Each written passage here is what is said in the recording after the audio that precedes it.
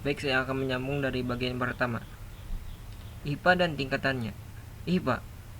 IPA secara bahasa berarti menutupi atau menyamarkan. Sementara itu secara istilah ialah menyamarkan nun sukun atau tanwin karena timbul suara dengung apabila bertemu dengan huruf IPA yang 15. Huruf IPA yang 15 yaitu kaf, qaf, fa, za, ta, da, sa, shin, sin, zai, za, da, za, sa, dan ta. Nun sukun atau tanwin bertemu dengan salah satu huruf IPA yang 15, maka cara bacanya samar. Tingkatan IPA. Hukum bacaan IPA terbagi menjadi 3 kelompok, yaitu A. IPA kubro atau IPA akrab.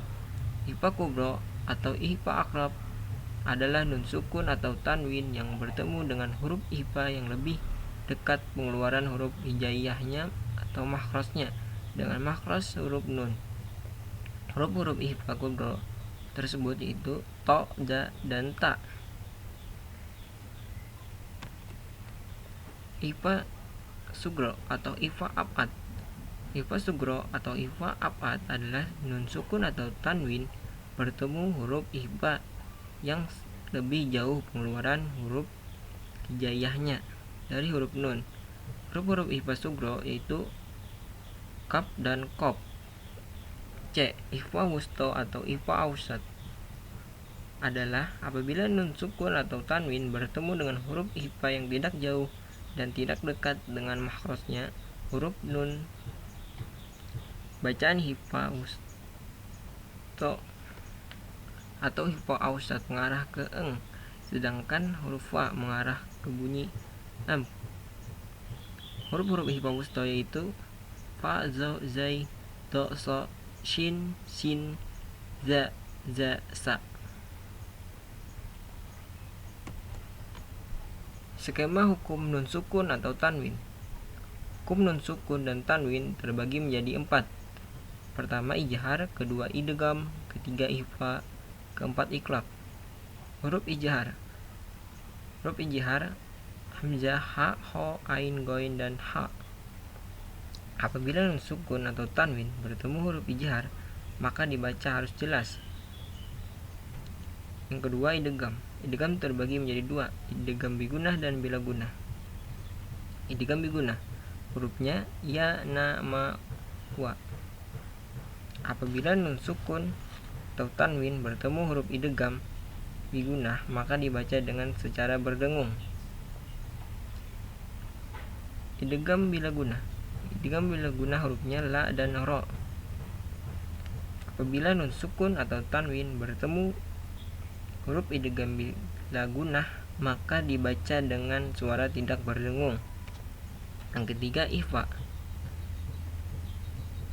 Bacaan ikhfa terbagi menjadi 3 kelompok. 1. Ikhfa kubro atau ikhfa akrab, hurufnya ta, da, to. 2. Ikhfa sugro atau ikhfa abad, hurufnya qaf dan ka. 3. Ikhfa wusta atau ikhfa ausat, hurufnya sa, za, zai, sin, shin, so, do, zo, za, fa. Yang keempat iqlab. Huruf iqlab yaitu ba. Apabila nun mati atau tanwin bertemu dengan huruf iqlab yaitu ba, maka cara bacanya bibir atas dan bibir bawah tersebut posisinya tertutup dan juga diiringi dengan suara dengung kurang lebih 2 harokat.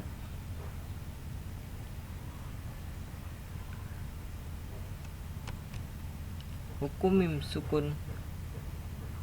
Pengertian hukum mim sukun atau mim mati.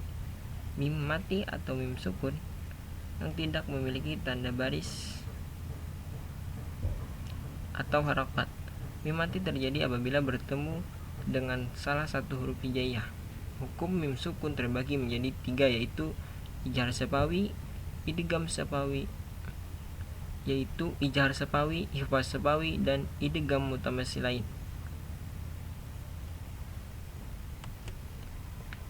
A. 3 hukum mim sukun. Hukum mim sukun terbagi menjadi 3 macam, yaitu ihfaz syafawi. Ihfaz syafawi artinya menyamarkan atau menyembunyikan huruf mim. Bacaan ihfaz syafawi terjadi apabila mim mati atau mim sukun bertemu dengan huruf ba.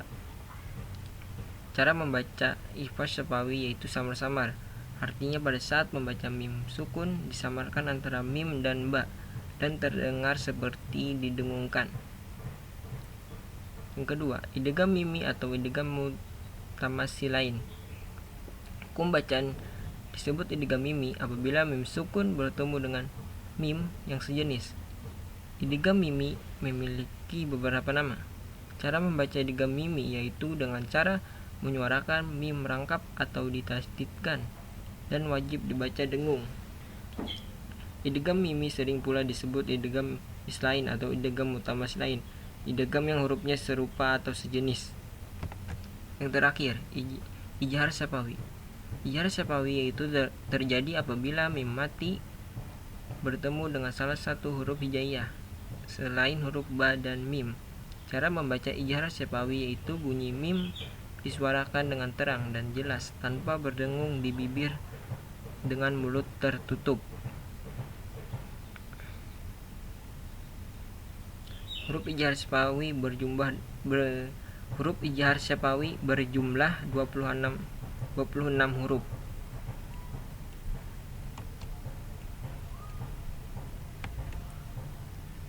B. Skema hukum mim sukun. Hukum mim sukun terbagi menjadi 3. Pertama, ihfaz syafawi. Kedua, idgham mutamatsilain. Dan yang terakhir, ijhar syafawi. Ihfaz syafawi. Huruf ihfaz syafawi yaitu ba. Apabila mim mati atau mim sukun bertemu dengan huruf ba, maka hukumnya ihfaz syafawi. Cara bacanya samar-samar. Artinya pada saat membaca mim sukun atau mim mati disamarkan antara mim dan ba dan terdengar seperti didengungkan. Yang kedua, idgham mutamatsilain atau idgham mimi. Hurufnya mim. Apabila mim sukun bertemu dengan huruf mim, maka hukumnya adalah idgham mutamatsilain atau idgham mimi. Cara bacanya dengan cara menyuarakan mim rangkap atau ditasdidkan dan wajib dibaca dengung. Yang terakhir, ijhar syafawi. Apabila mim sukun bertemu dengan huruf ijhar selain huruf ba dan mim, maka hukumnya ijhar syafawi. Cara membacanya yaitu bunyi mim disuarakan dengan terang dan jelas. Sekian dari kami, salah hilap mohon maaf. Wabillahi taufiq wal hidayah. Wassalamualaikum warahmatullahi wabarakatuh.